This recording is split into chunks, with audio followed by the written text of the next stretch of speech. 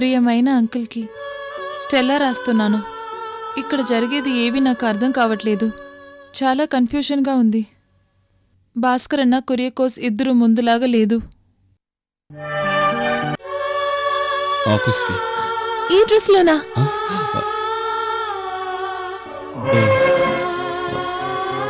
Sorry.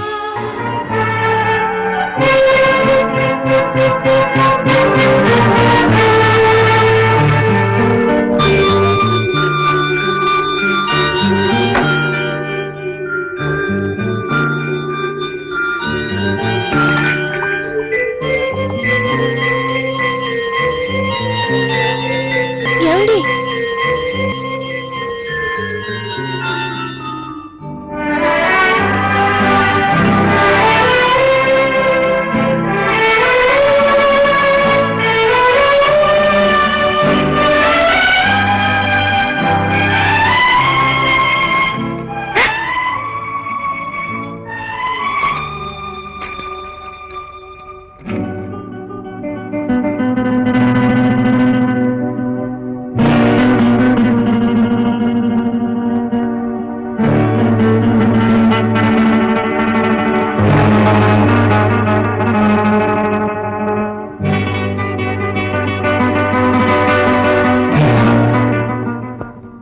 వదినని చూస్తే చాలా పాపంగా ఉంది. నువ్వు ఇలాగే ఉన్నావు, కురియకోస్ ఇలాగే ఉన్నాడు. వదిన ఎప్పుడు చూస్తే ఏడుస్తూనే ఉంది. నేనేం చేస్తాను? అందుకే అంకుల్కి లెటర్ రాస్తున్నాను. నీకు ఇష్టం లేదంటే నేను ఇది చింపి పారేస్తాను. కానీ నువ్వు ఒక ప్రామిస్ చేయాలి. నేను చచ్చేదాకా నువ్వు వదినని ఏడిపించకూడదు.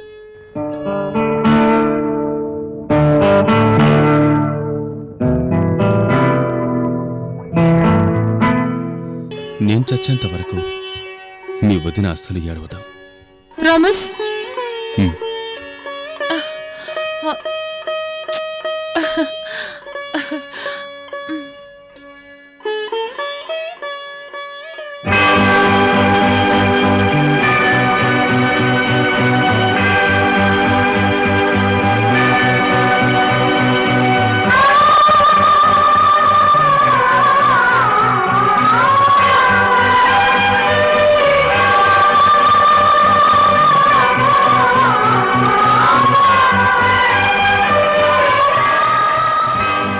కురియకోస్, నువ్వు చర్చిలో కూర్చొని ఎంతగా ఆలోచించినా సరే ఒక శవపెట్టెలో ఒక్కడేలా పడుకోగలరు. అర్థం కాలేదా? భాస్కర్, నా శరీరంలో ఒక ప్రపంచ యుద్ధమే జరుగుతుందటగా ఇంకా అర్థం కాలేదా? భాస్కర్, యముడు నా ఇంటి అడ్రస్ కనిపెట్టేశాడని డాక్టర్ ద్వారా నేను తెలుసుకున్నానురా. భాస్కర్, దిగులు పడకు, దేవుడున్నాడు. ఏ దేవుడు? సుబ్రహ్మణ్య స్వామా, జీసస్సా? ఇద్దరికీ దండం పెట్టాను కదరా. ఈయన కాపాడతారని ఆయన వదిలేశారు, ఈయన కాపాడతారని ఆయన వదిలేశారు. భాస్కర్, పుట్టిన ప్రతి మనిషి ఏదో ఒకరోజు చస్తాడు. కానీ నేనెప్పుడు చస్తానో నాకు బాగా తెలుసు. భగవంతుడు నా చివరి పేజీని ముందుగా పెట్టి కుట్టేశాడ్రా. That's all. It's all right. నీలాగే నేను కూడా ఒక మనిషినే కదా. నువ్వు వారంగా ఫీల్ అవుతున్నావు, నేను 6 రోజులుగా ఫీల్ అవుతున్నాను. విషయం తెలియక ఉమా, స్టెల్లా ఇద్దరు మనల్ని చూసి చాలా బాధపడుతున్నారు. ఇప్పుడే ఏడిస్తే ఎలారా? ఇంకా ఏడవలసిన రోజులున్నాయిగా. అందుకే కొన్ని రోజుల పాటు వాళ్ళని నవ్వించబోతున్నాను. భాస్కర్, నువ్వు నాకు ప్రామిస్ చేయాలరా. ఎటువంటి పరిస్థితులు వచ్చినా సరే ఈ రహస్యం మనిద్దరి మధ్యలోనే ఉండాలి, బయటికి చెప్పకూడదు.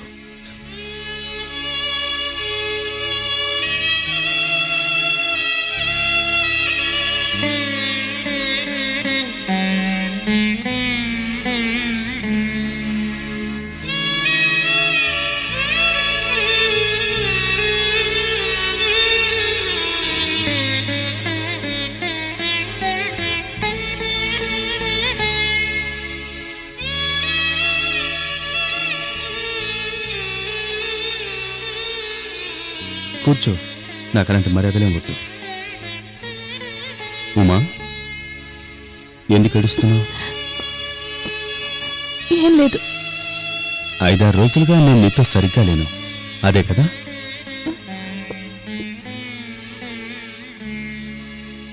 నాకు ఆఫీసులో సమస్యలే ఉండవా? మీకేదైనా సమస్య వస్తే అది నాకు సమస్యగా, నాతో చెప్పకూడదా? నా సమస్య నీతో నేను ఏయ్, జరిగిందంతా మర్చిపో. ఇక నుంచి నేను నీ పాత భాస్కర్, ఓకే? అవును, పాపకేం పేరు పెడదామంటావు? అది బిడ్డ పుట్టిన తర్వాత మనిద్దరం కలిసి తీసుకోవాల్సిన నిర్ణయం. బిడ్డ పుట్టిన తర్వాత మనమిద్దరం కలిసా? వద్దు, ఇప్పుడే పేరు పెడదాం. అబ్బాయి పుడితే మాస్టర్ భాస్కర్, అమ్మాయి పుడితే మిస్ భాస్కర్. బిడ్డ పేరులో మీ పేరు రావాలని అత్యాశ? బిడ్డలోనైనా నా పేరు ఉండాలని చిన్న ఆశ. రా.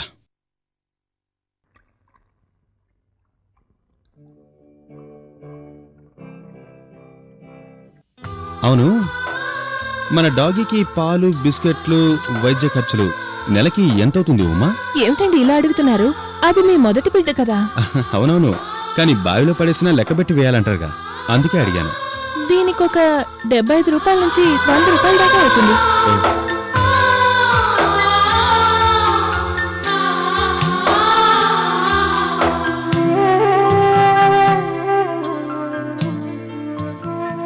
మనం ఎక్కడికి వెళ్తున్నాం అండి? మిమ్మల్నేనండి. చెప్తాను.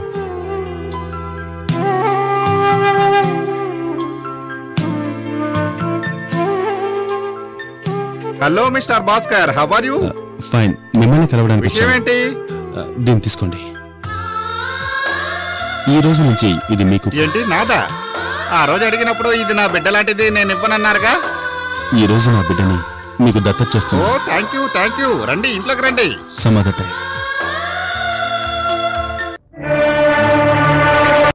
ప్రపంచాన్ని గడగడలాడించిన హిట్లర్కి ప్రేమ కథ ఉందా?